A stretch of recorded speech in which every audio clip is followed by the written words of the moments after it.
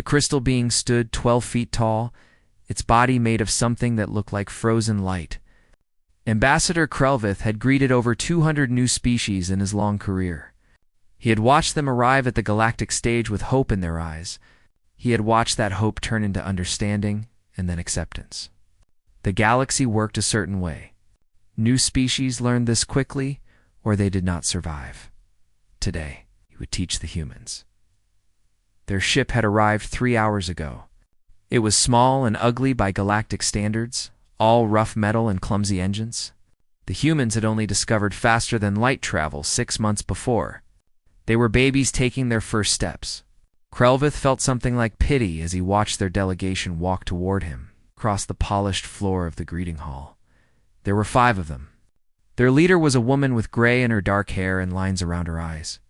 She wore a simple uniform with no decorations except a small flag on her shoulder. She walked like someone who had seen difficult things and survived them. Krelvith had studied human files. This was Admiral Elena Vasquez, commander of their tiny fleet. "Welcome to the Dominion Accord," Krelvith said.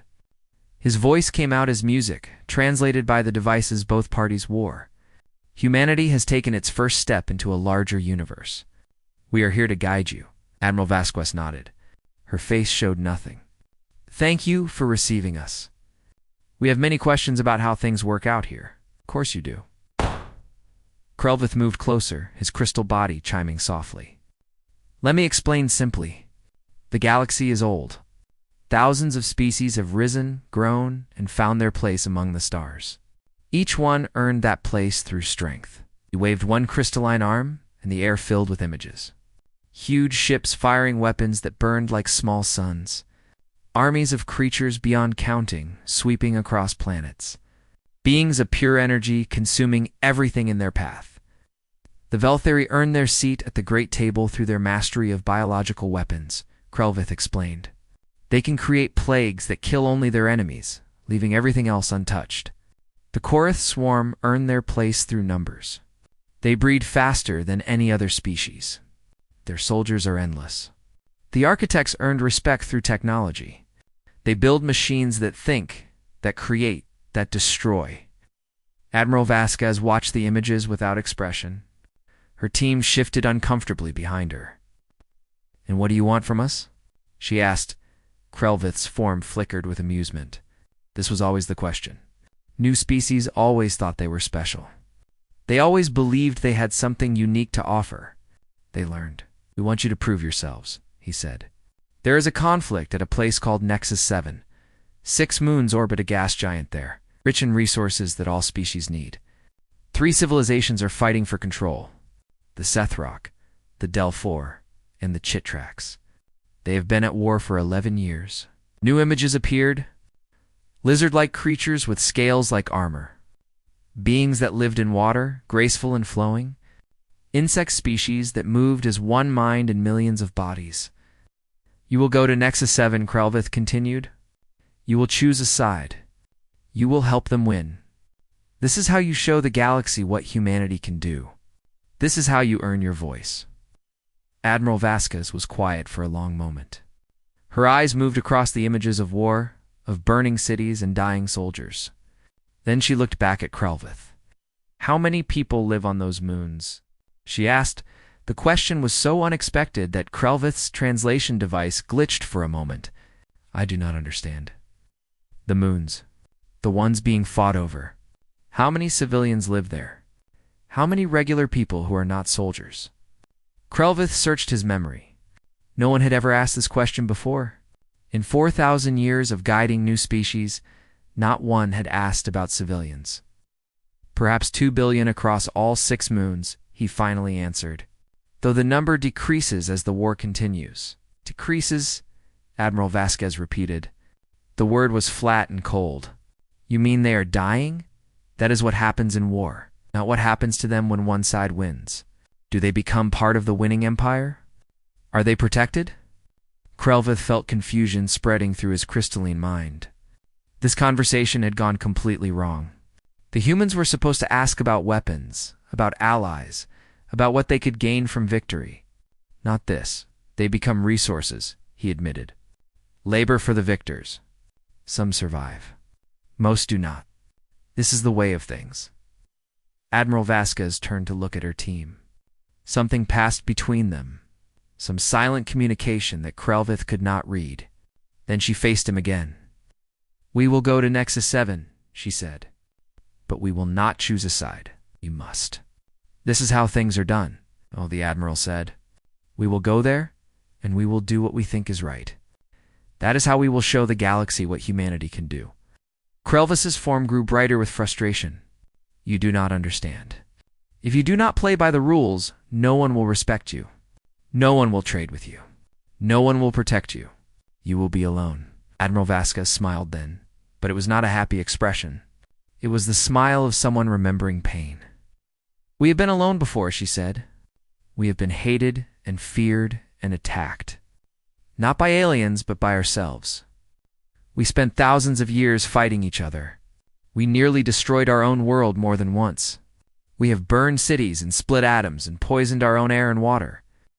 She stepped closer to the crystal being, showing no fear. "And we survived. We learned. Slowly, painfully, with more mistakes than victories. But we learned that there has to be another way. We are still learning. The galaxy will crush you," Krelvith warned. Maybe Admiral Vasquez agreed. "But we will not become monsters to survive. We left our monsters back on Earth. We will not carry them to the stars." She turned and walked toward the door, her team following. At the threshold, she paused and looked back. "Send us the coordinates for Nexus 7. We will be there in 3 weeks." Then she was gone. And Krelvith stood alone in the greeting hall, his ancient mind trying to understand what had just happened. In all his years, he had never failed to make a new species understand how the galaxy worked. But these humans had not listened. They had heard, and they had refused. He should have reported them as a failed contact. He should have recommended that the Dominion Accord ignore them until they learned their place or died trying. Instead, he found himself curious. It was an emotion he had not felt in centuries. What would these strange, stubborn, impossible creatures do at Nexus 7? He transmitted the coordinates and waited to find out. The human fleet arrived at Nexus 7 on a day when 3 armies were preparing to destroy each other. 17 ships came out of faster-than-light travel in a flash of light, small and fragile compared to the warships already gathered there. Sensors across all 3 fleets detected them immediately. Commander Thesok of the Sethruk watched the new arrivals from his flagship. His scales were the color of dried blood, a mark of his many victories. He had heard rumors about the new species called humans. Soft bodies. Short lives. No claws, no fangs, no natural weapons at all.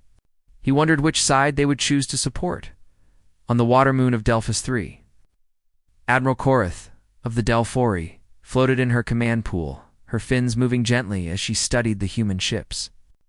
Her people had fought for these moons for 11 years. They were tired of war, but could not afford to lose. Perhaps these humans would bring new weapons, new strategies, new hope. Deep in the tunnels of Nexus 7's largest moon, the Chitrax overmind processed information from a million eyes. The insect beings moved as one consciousness, and that consciousness was curious. The humans were unknown. Unknown things were either opportunities or threats. All 3 commanders sent messages to the human fleet, inviting them to talk, to join their cause, to share in victory. Admiral Elena Vasquez answered none of them. Instead, she broadcast a message on every frequency, in every language her translators could manage. The message was simple. We are not here to fight for anyone. We are here to help everyone. All civilian vessels and injured personnel, regardless of species, may approach our ships for medical care and evacuation. We will not fire unless fired upon. We are not your enemies. We are not your allies. We are witnesses. The 3 commanders did not understand. Commander Thesok laughed, his jaws opening wide to show rows of teeth. They are fools. Ignore them. Admiral Korath felt something like hope fade in her chest. They are irrelevant. Continue the attack. The Chitrax overmind simply could not process the information. Helping everyone was not a strategy. It was nothing. The battle began at dawn on Nexus 4, the most fought-over moon. Sethrock ground troops advanced through burning forests. Delphor's ships bombarded from orbit. Chitrak's soldiers swarmed from underground tunnels in numbers beyond counting, and in the middle of it all, a single human ship descended. It was a medical vessel, painted white with red crosses on its hull. It had no weapons. Its shields were at minimum power. Its identification signal screamed its purpose to anyone who would listen. The ship landed in a village that had been caught between 3 advancing armies. The village had no soldiers, only farmers and children and elderly who could not run. They had been waiting to die. Instead, humans came out of the ship. They wore simple clothes with the same red crosses. They carried medical supplies and food and water. They set up tents and began treating the wounded, asking no questions about species or loyalty. A Sethrak soldier stumbled into the village, his leg torn open by Chitrak's claws. The humans treated him. A Delphori scout crashed nearby, her water suit cracked and leaking. The humans saved her. A Chitrak's worker, separated from the hive mind and terrified, wandered in by accident. The humans fed her and calmed her and sent signals to help her reconnect with her people. Word spread through the armies. It spread through the fleets. It spread across all 6 moons like fire. The humans were helping everyone, Commander. The Sock ordered his soldiers to ignore the human vessel. Let them play their games. They are not a threat. But his soldiers began to wonder. One of their wounded reported that the humans had saved his life when they could have let him die. They had no reason to help me, he said. I was their enemy. But they helped me anyway. Admiral Korath received a message from the scout who had been saved. They did not ask me for information. They did not try to use me. They just wanted me to live. Chitrak's overmind processed new data from the reconnected worker. The humans had been gentle. They had been kind. These concepts barely existed in the overmind's understanding of war. Over the next 17 days, the human fleet moved between battle lines. They evacuated villages before they could be destroyed. They built temporary hospitals on asteroids where all species could receive care. They set up communication arrays so families, separated by the war, could speak to each other again. They asked for nothing in return. On the 12th day, Commander Vesok ordered an attack on a human medical frigate that had entered a combat zone. His weapons officer hesitated.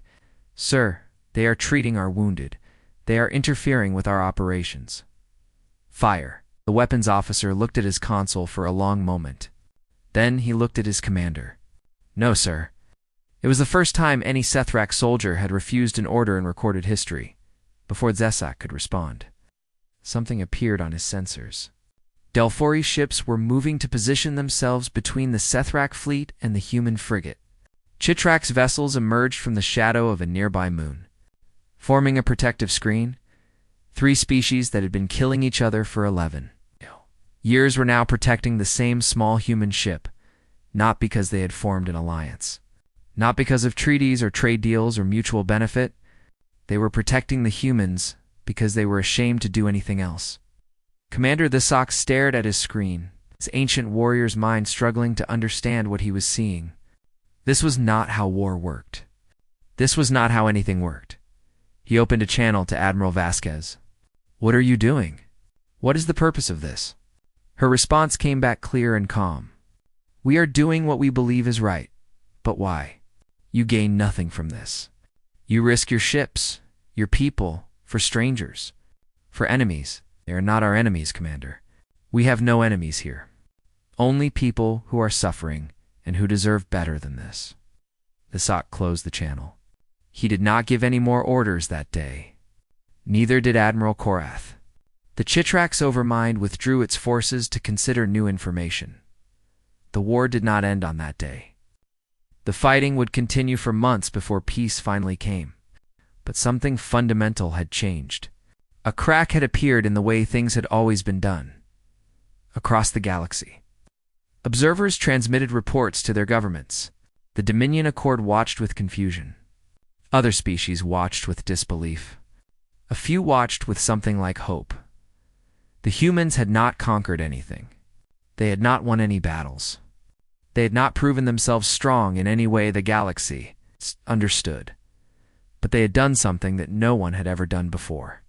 They had shown that there was another way to exist among the stars, and that, more than any weapon, was the most dangerous thing in the universe. Ambassador Krelvith received the reports in his crystal tower and felt his curiosity grow into something deeper, something he could not name.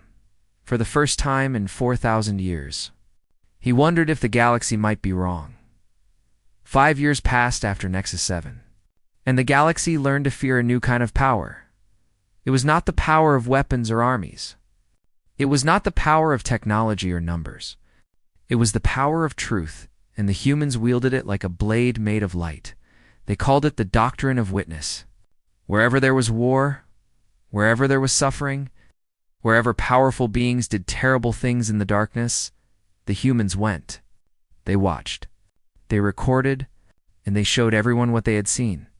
The Velthari had ruled their sector for 3,000 years through biological warfare. Their weapons created plagues that killed only certain species, leaving Velthari untouched. They had destroyed 17 civilizations this way, and no one had ever held them accountable. The evidence always disappeared. The witnesses always died. Then the humans came.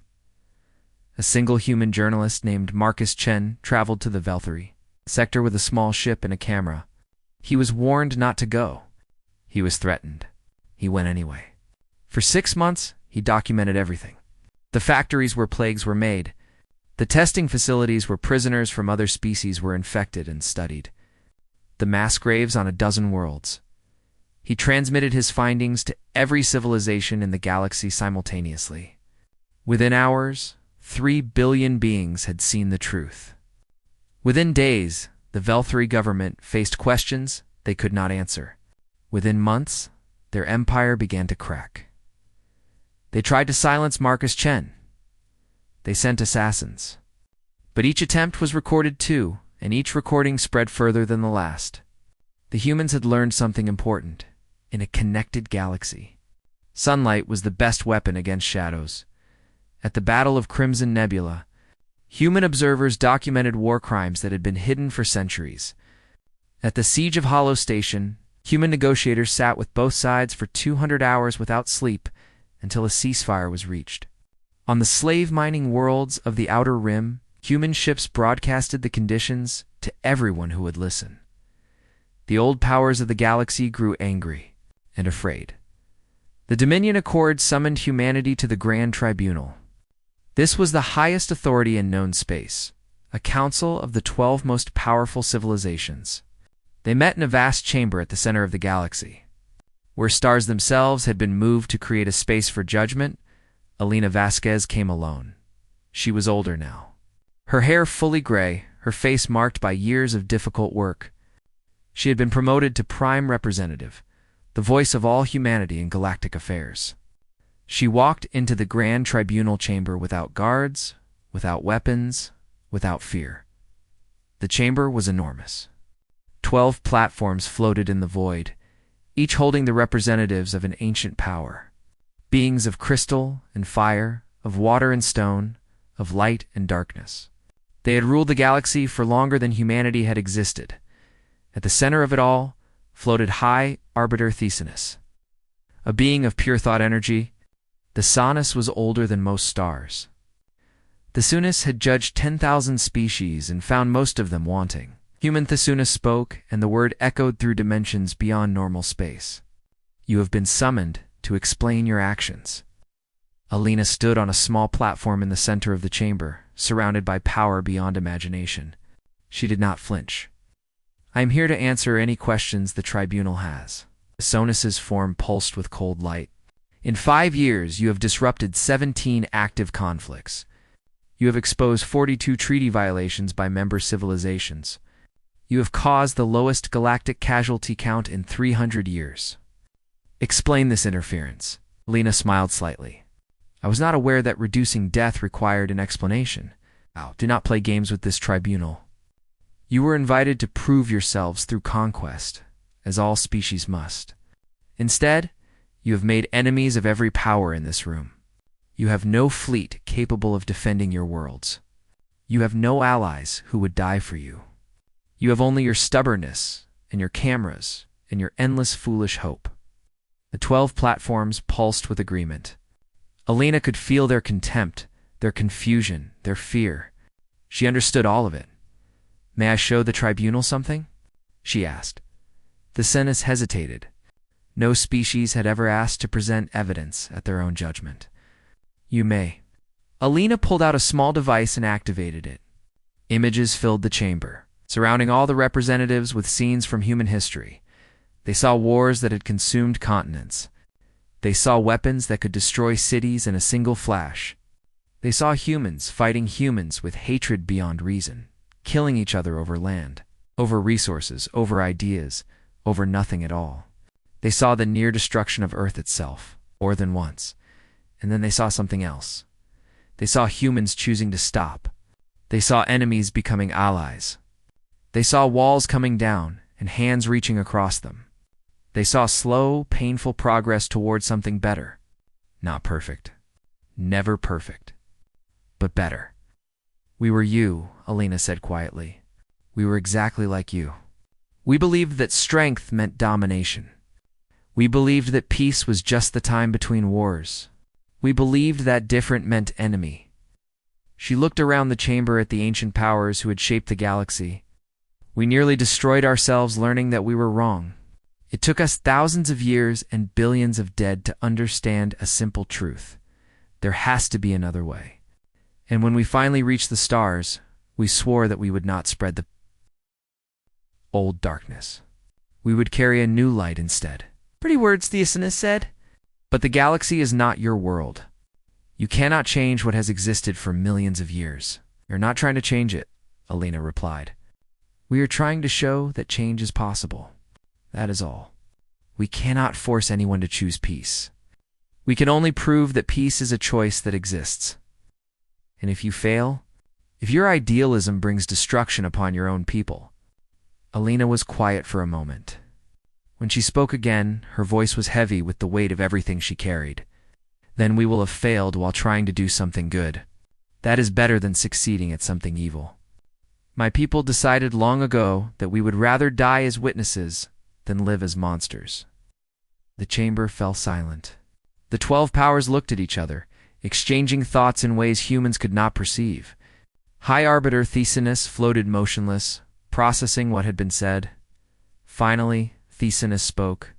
"This tribunal will take your words under consideration. You are dismissed."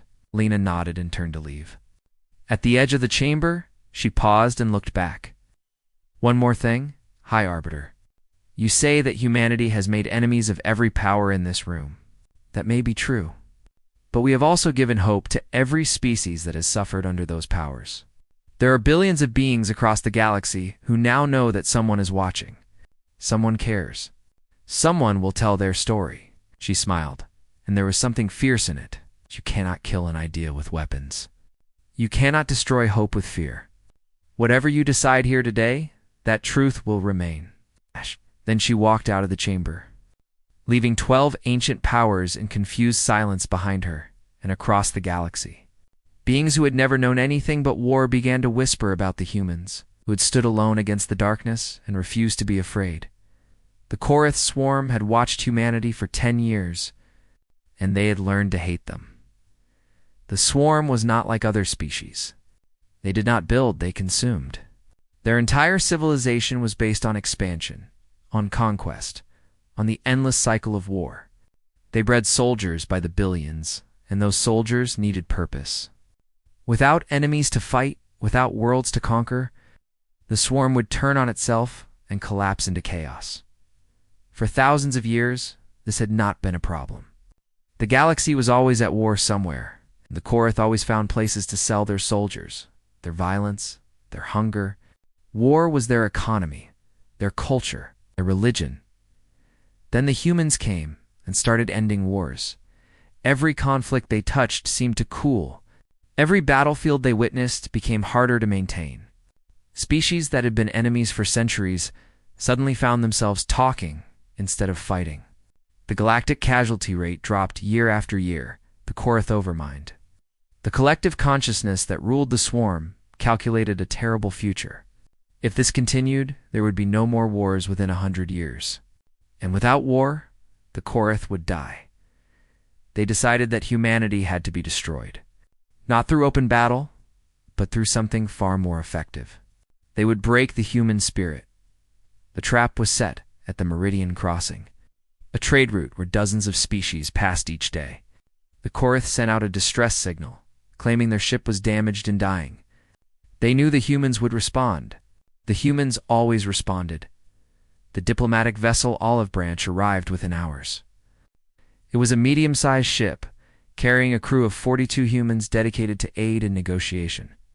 Among them was Dr. Sarah Vasquez, daughter of Prime Representative Alina Vasquez.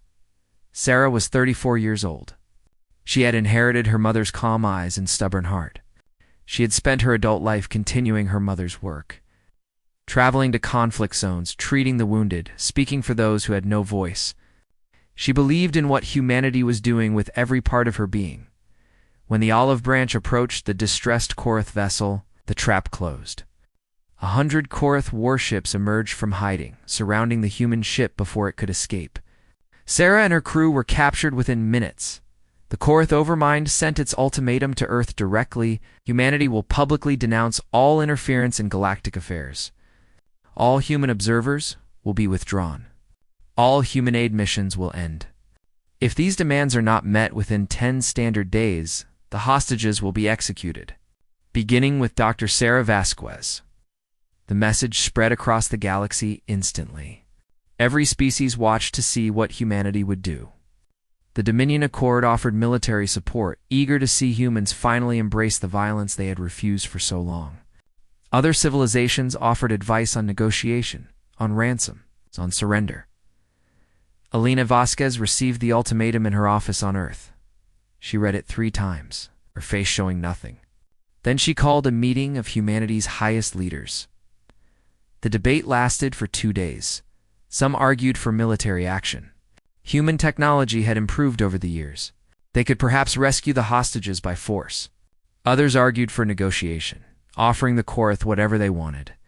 A few quietly suggested that Alina step down, that a new leader might make different choices. Alina listened to all of it. Then she made her decision.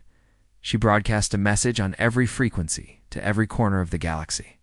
But she did not address the Korath. She addressed the hostages themselves. My beloved daughter, my brave colleagues, I know you can hear this. I need you to understand what I am about to say. Her voice was steady, but those who knew her could see the pain behind her eyes. We do not trade in lives. We do not abandon our purpose. Not for any threat. Not even for those we love most. If we surrender now, if we let fear change who we are, then everything we have worked for dies. And that death would spread across the galaxy. To every being who dared to hope because we showed them hope was possible. She paused, and when she spoke again, her voice broke slightly. I trust you to understand why we cannot give in. I trust you to know that we love you, and that this choice does not mean we value our principles more than your lives. It means we believe that your lives, our lives, all lives, are worth fighting for in the right way. The only way. Then she gave the order that shocked the galaxy. All human vessels in the Meridian sector will stand down. We will not attack. We will not negotiate. We will wait. The Korath Overmind received this response with something close to confusion. This was not how Prey behaved. Prey fought or fled or surrendered. Prey did not simply wait. But Alina knew something the Korath did not understand. Humanity's greatest weapon had never been ships or technology or even their willingness to help others. It was their stories, their songs, their stubborn, irrational, beautiful hope. For 6 days, nothing happened. The Korath guards watched their human prisoners, waiting for tears, for begging, for fear. Instead, they found something else. Sarah Vasquez gathered her crew in their cell and began to talk. Not about escape or rescue or death. She talked about Earth, about human history, about the long, painful journey from violence to something better. She told stories of heroes who had chosen peace when war was easier. She sang songs that humans had written about hope and love and the future. The Korath. Guards were supposed to ignore the prisoners, but they were living creatures, not machines. They had ears. They listened. On the third day, one guard asked a question. "Why do you not cry? Why do you not beg?" Sarah smiled at him. "Because we believe in something bigger than ourselves. Don't you?" The guard had no answer, but the question stayed with him. On the fifth day, the guards began talking to each other about what they had heard. The story spread through the ship, then 2 other ships. The Korath were a collective mind, but they were still individuals, still capable of their own thoughts when those thoughts were strong enough. Questions began to echo through the swarm. What are we fighting for? What happens when all the wars end? Is there another way to live? On the 7th day, 17 Korath vessels broke formation. Their crews had decided they no longer wanted to be part of this trap. They sent messages to the human fleet, offering to help free the hostages by the 9th day. Rebellion had spread to half the Korath forces. Soldiers who had never questioned anything in their lives were suddenly questioning everything. On the 10th day, the hostages were released. No shots were fired. No demands were met. The Korath simply opened the doors and let the humans go. Because the guards who had listened to Sarah's stories could no longer keep them locked. Away, Alina Vasquez stood on the landing pad when the olive branch returned to Earth. Sarah walked down the ramp and into her mother's arms. Neither of them spoke for a long time. Behind them, the galaxy watched and wondered. The humans had won without fighting. They had conquered without weapons. They had faced the greatest military force in known space and defeated it with nothing but patience and stories and the unshakable belief that everyone, even enemies, could choose to be better. It was impossible. It should not have worked, but it had, and nothing would ever be the same. 20 years had passed since the Korath uprising, and the galaxy had become a different place. Not a perfect place. Wars still happened. Species still fought over resources and pride and ancient hatreds that would not die. The galaxy was too old and too vast and too complicated for anyone's idea to transform it completely. But something had changed. A door had opened that could never be closed again. And behind that door stood humanity, patient and stubborn and endlessly hopeful, showing everyone who looked that another way was possible. The Galactic Compact was reformed in the 30th year after First Contact. The old Dominion Accord, built on strength and conquest, was replaced by something new. Not a government exactly, more like a promise. A promise that before any civilization declared war, they would try one more thing. They would offer a seat to humanity. The tradition began on Nexus 7, at the same war table where 3 species had once fought for control. The moon was peaceful now, its people free to live without fear. The old commanders were long dead, but their children and grandchildren remembered what the humans had done. When they built their new council chamber, they included an extra chair. It was sized for a human body. It had no special decoration, no sign of rank or power. It was just a chair, but everyone knew what it meant.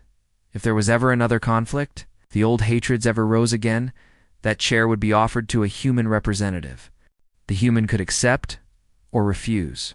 They could not be forced to attend, and they could not be blamed if talking failed. But the offer had to be made. The idea spread slowly at first, then faster. Other species, other worlds, other councils began adding their own empty chairs. It became a symbol recognized across known space. Wherever decisions of war were made, a human-sized seat waited nearby. The Sithrak. Those ancient warriors who had once laughed at human weakness placed a chair in every one of their command centers. When young officers asked why, the elders told them the story of the medical frigate that saved their wounded and changed everything, the Delphori. Carved chairs from coral and placed them in their underwater councils, honoring the air-breathing species that had shown them new possibilities, even the Chitrax, whose hive mind had once found human behavior impossible to understand. built small platforms in their decision chambers. The Overmind had learned that some things were more valuable than efficiency. On the anniversary of the Galactic Compact, a ceremony was held at the Grand Tribunal. High Arbiter Thessinus, ancient beyond measure, spoke to representatives from 1,000 civilizations. A young Sethrock diplomat stood in the audience, her scales bright with the colors of a new generation. She had grown up in a galaxy transformed by human influence. But she had never fully understood the empty chair that sat in her own people's council chamber. After the ceremony, she approached High Arbiter Thessinus with a question. "Why do we give them this honor?" she asked. "The humans never conquered anyone. They never built an empire. By the old standards, they are one of the weakest species in the galaxy. Why does every war table have a seat reserved for them alone?" Thessinus's form flickered with something that might have been patience or perhaps amusement. After thousands of years, it was hard to tell. "Because they taught us something we did not know we needed to learn," the Arbiter replied. "Other species have proven their strength through conquest, through weapons, through the destruction of their enemies. Humanity proved something far more difficult." "What?" "Restraint, compassion, the ability to see enemies as potential friends instead of threats to be eliminated." Thessinus moved closer, their thoughts' energy warming slightly. "Do you understand how hard that is? How much courage it requires? It is easy to destroy. Any species can learn to kill. But to stand in the face of violence and choose another path, to believe in peace when war would be simpler, this is the rarest strength in the universe." The young diplomat thought about this. But they could not have changed the galaxy by themselves. They are too few, too small. They did not change the galaxy, Thessinus agreed. They showed the galaxy that change was possible. They were the first to prove that a species could reach the stars without bringing darkness with them. And once they proved it, others began to believe it too. The Arbiter's form grew brighter. That seed is not a reward. It is a reminder. Every time a council sits down to discuss war, they must look at that empty chair and remember that there is always another choice. And it is a hope that when they offer the seat, a human will sit in it, and the war will end before it begins. The diplomat looked at the Arbiter with sudden understanding. Has a human ever refused to sit? Thessinus's glow warmed even further. In 400 years? Not once.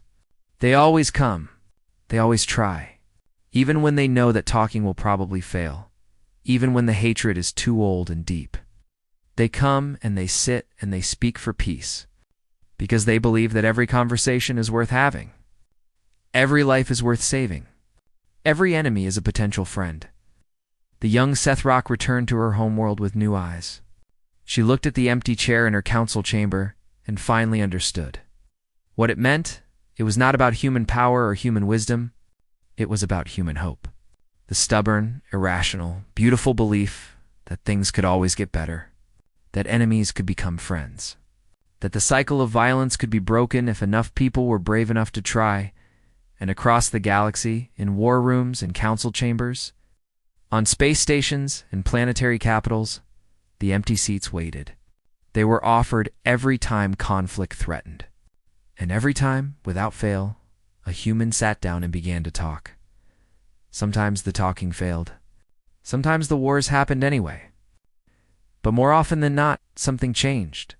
A solution appeared that no one had seen before. An old hatred cooled just enough to allow peace. A new relationship was born from what should have been destruction.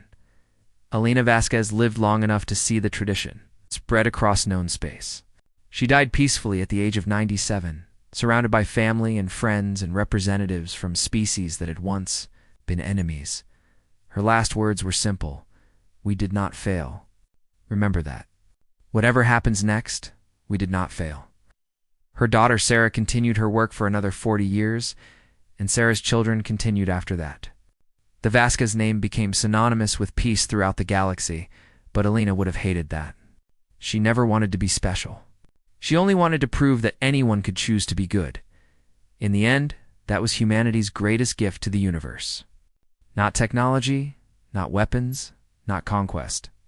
Just the simple, powerful truth that there was always another way, that peace was possible. That hope was not foolish. The galaxy was not transformed by human strength. It was transformed by human belief in something better. And at every war table, in every place where the fate of billions hung in the balance, an empty seat waited for someone to sit down and prove once again that the old ways did not have to continue. The humans always came. They always would. That was their promise to the stars.